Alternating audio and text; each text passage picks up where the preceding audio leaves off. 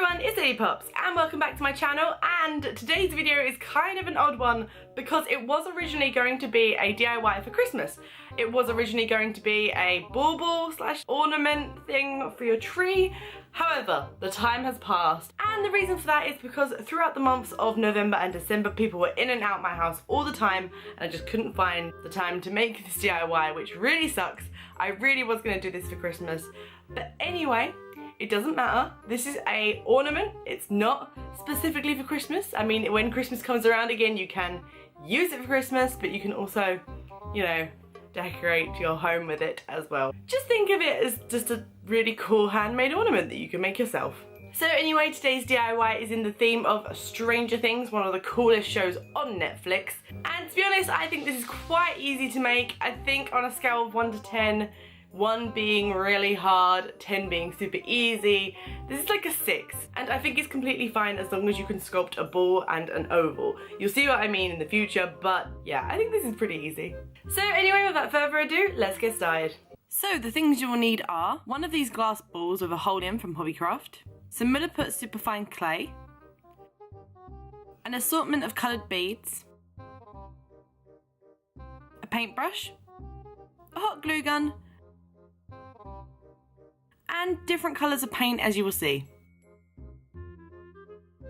Begin by taking out both parts of the Milliput clay and then using something sharp cut an equal amount off of both. A couple of centimetres should do for now.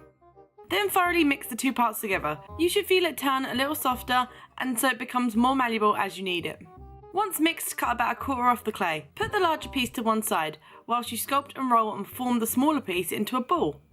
This will be a head, so if you can make it more skull shaped, the better it will look. This can be achieved by making the chin area smaller and the back of the head flatter.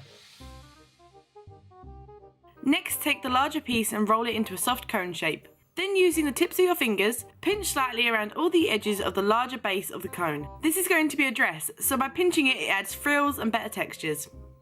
Now put the ball on top of the cone. Doing this will show you how it all looks together. Are your proportions right? Does it need to be bigger or smaller? And most importantly, does it fit inside your glass ball? If you're happy, move those pieces aside for now, unconnected.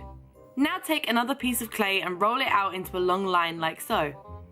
Then cut that piece in half and re-roll the edges to soften them out. These will need to be just a little bit smaller than the length of the cone you made. Now attach those pieces to the opposing sides of the cone shape. These will be a pair of arms, so make sure you soften the ends where the hands will be, and where the shoulders will be. Now take a tiny ball of clay and cut it in half. Then using your finger in a rolling motion, form two tiny but equal shaped balls. Then take your headpiece and also attach them to the opposing sides, and these will be a pair of ears. You will now attach all the body pieces together and it should look something like this. Leave it to completely dry and harden, and this may take several hours, so be prepared to wait. However, whilst that cures, you can begin to decorate the ball. Start by taking a piece of paper and draw around the base of the ball, like so. This is so you know roughly the size to work to. Ignore waddles here, by the way. My hands were covered in clay and I didn't want to move him or touch him in case he licked himself and therefore licked the clay. Inside this drawn circle, apply a fine layer of clay, like so. Then using multiple tools or your fingernails, apply some texture. I wanted mine to look like creepy ass upside down world grass, so the weirder the texture the better.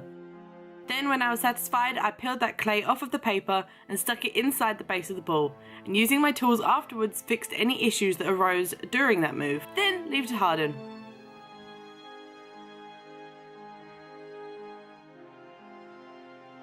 Now once everything is cured and hardened fully, we can move on to painting. I used acrylic paint as I feel that they give a nice coverage to Milliput clay and they are very opaque, usually. I began with this fleshy tone and applied it to the head, neck and arms like so. You may need 2 layers of flesh depending on how dark you want her skin and what tones of flesh paint you actually own.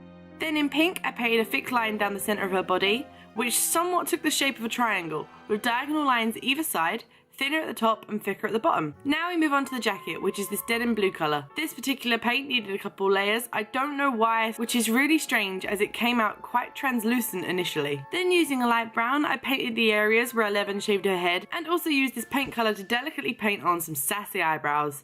And they are sassy because one ended up in the correct position and the other is obviously on a flight being way up here. Sassy. Now just add the final details, such as black dots for the eyes and a dark rouge for the lips. I also took a very fine line black pen and drew in the ruffles of the dress, the collar on her jacket, the lines on her dress, and so on. But guess whose camera crapped out on her, so just keep an eye out for that. So anyway, put her aside to dry and grab your ball. Using a dark green paint, I carefully painted my clay grass scene. Then I grabbed my hot glue gun. Careful kids, grab an adult. And I started to hot glue my assorted beads in lines around my ball. And make sure to alternate the colours just like real fairy lights. Lastly, grab a Sharpie or thick black ink pen and write down the alphabet below each bead. Don't worry about being too neat, the crazier and messier the better really. And lastly, smother the bottom of your 11 figurine in hot glue and shove her in the ball when she's dry. And there you have it, one awesome Stranger Things decoration.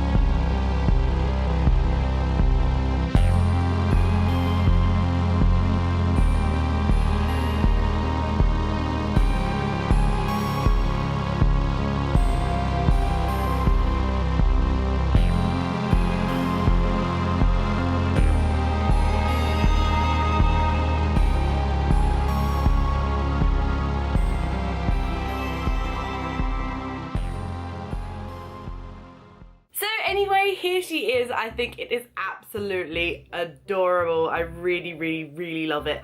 And as I was saying, it doesn't need to be a Christmas ornament. You can just hang this up anywhere. Stranger Things is an all year round thing, so this can be an all year round ornament. I think it's really super cute. And the thing is, if you don't like sculpting or don't think you can sculpt, you can get one of those mystery minis from Funko, and if you find an 11, put it inside. But if not, they do a ton of other characters too, so you don't need to be limited to just 11. You can use the Demigorgon or whoever else you get in your mystery mini. I would personally hope for the Demigorgon. But yes, I think it's absolutely adorable. I really like the lights that I put on the outside, and of course her on the inside is super cute as well. So anyway, I really hope you enjoyed this video. Don't forget to hit that like, subscribe, and leave a comment down below.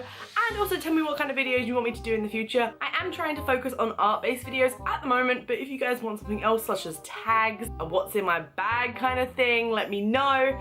I don't know if that's what you want. I mean, I don't mind doing them, but if you don't want to see that kind of stuff, I don't know. Let me know if there's any specific videos you guys want me to do down below. Anyway, thanks for watching. Bye!